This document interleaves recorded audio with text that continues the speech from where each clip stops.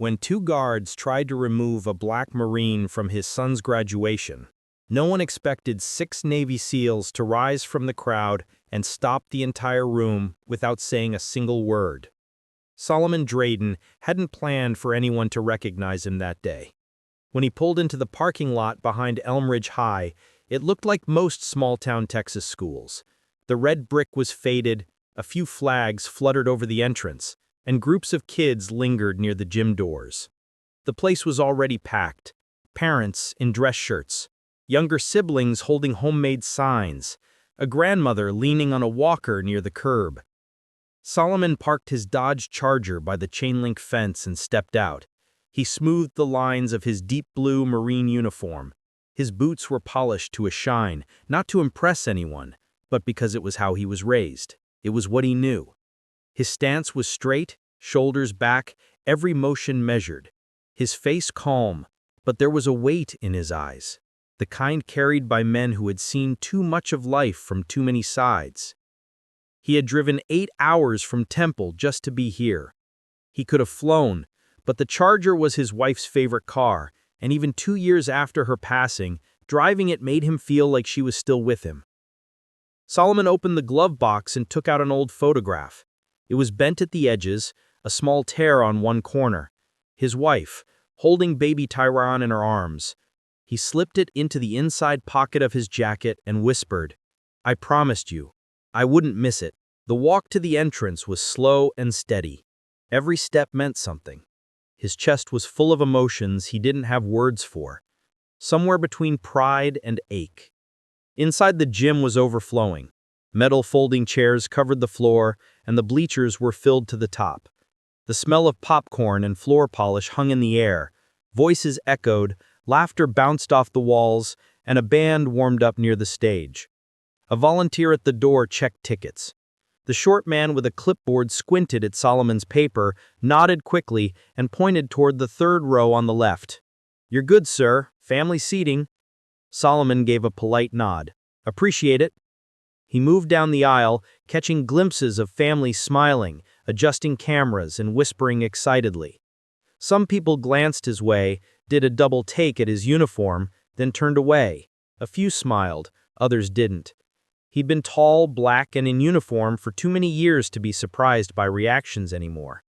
He reached his seat, a plastic chair, slightly uneven, and sat down without complaint. The stage in front of him was decorated with banners that read "Class of 2024" in large silver letters. School officials were busy at the podium, shuffling notes. Solomon's eyes searched the line of students near the far end. Tyron was there somewhere, tall, lean, his mother's eyes shining in his face. 18 years had gone by in what felt like a blink. Solomon remembered holding him as a newborn, dirt still under his fingernails from the base in Okinawa. Now here he was, standing on the edge of his future. As people kept arriving, Solomon sat quietly, letting the noise fade into the background. When the graduation music began, the crowd rose to their feet. The national anthem followed. People placed their hands over their hearts. Solomon didn't move. He didn't need to. His presence was salute enough.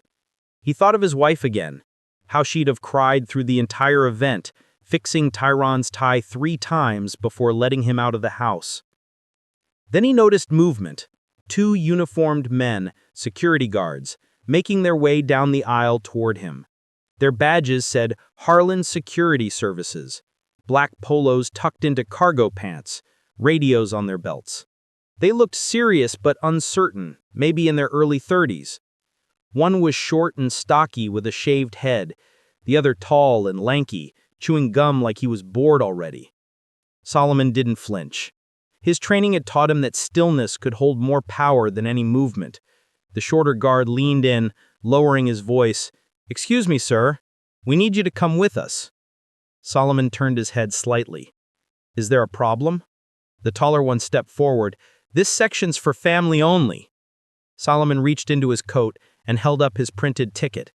"That's me. Family seating. 3rd row." The short guard didn't even glance at it. "We were told it's full." Solomon stayed calm. "It was full when I sat down too. Maybe tell me who said that." The taller guard shifted uncomfortably. Look, not a big deal. There's room in the back. Solomon's eyes narrowed. I drove 8 hours to see my son walk that stage. I'll be sitting right here. People nearby started to notice. A woman whispered to her husband. Someone tilted a phone recording. The short guard's tone changed. Sir, I'm asking one more time. Solomon didn't raise his voice. You can ask all day. The taller guard tried again. Maybe you'd be more comfortable in the back. Solomon caught the meaning. It wasn't about seating. It was about something deeper. Something that had followed him since he was young. Unspoken but sharp. He stayed silent. The air thickened. Even people not involved began to sense the wrongness of it. The short guard adjusted his radio, muttering something into it. Solomon didn't move. A white-haired woman next to him leaned slightly closer and whispered, "Don't you let them move you." Solomon gave a small nod. He didn't want a scene. He just wanted to watch his son. But the guards didn't stop. The taller one tried again. We got orders. You got a problem, go to the office. Solomon turned to him. You got a name, son? It's Officer Malley. Not officer, Solomon said evenly. Private security. The shorter one cut in. All right, that's enough. If you don't stand up. He didn't finish. Because that's when 6 men began walking in from the gym doors. Not in formation, not together, but anyone watching closely could tell they moved the same way. Watched the same way. Calm, steady, quiet power. Solomon didn't turn. He didn't have to. He already knew who they were. The guards hovered awkwardly. The ceremony continued, but few were paying attention to the stage now. The tension was a living thing. Malley shifted again, uneasy. I'm trying to help you, man. Don't make this ugly. Solomon's voice was calm but cold. You don't have that kind of favor to offer. Before the guards could react, a deep voice came from nearby. Is there a reason this man is being bothered? Everyone turned. A tall man with a gray beard stood in the aisle, dressed sharp but simple. Creed Marston, one of Solomon's men from Kandahar, the one Solomon had carried through the sand while bullets fell like rain. The short guard frowned. Who are you? Creed didn't answer. He stepped forward once. I asked you a question. Malley tried to sound in control. Sir, we've got it under control. Creed's tone dropped lower. No, you don't. Another man stood. Then another. 4 of them now. The crowd's attention shifted completely. People were whispering, phones raised. Creed took another slow step. You're embarrassing yourselves, he said quietly. Walk away. Malley hesitated. Garvin, the shorter one, refused. He didn't like being challenged. His hand brushed near his belt. Then another man stood up behind him, silent, broad-shouldered, eyes fixed. Solomon knew him too.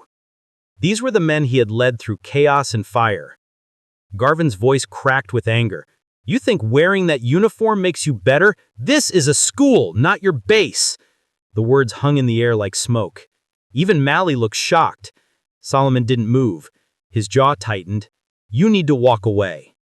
Creed stepped closer. His voice was low but clear. Touch him and you'll answer to us.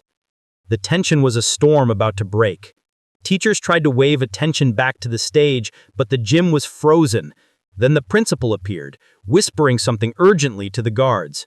Whatever she said made them both back off and head toward the exit without looking up. The silence that followed was heavy but full of relief. Solomon stayed seated. Creed sat down.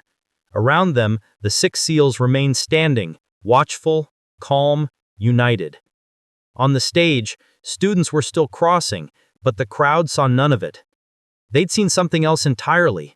Tyron Drayden stood in line among his classmates, his heart pounding. He'd seen it all.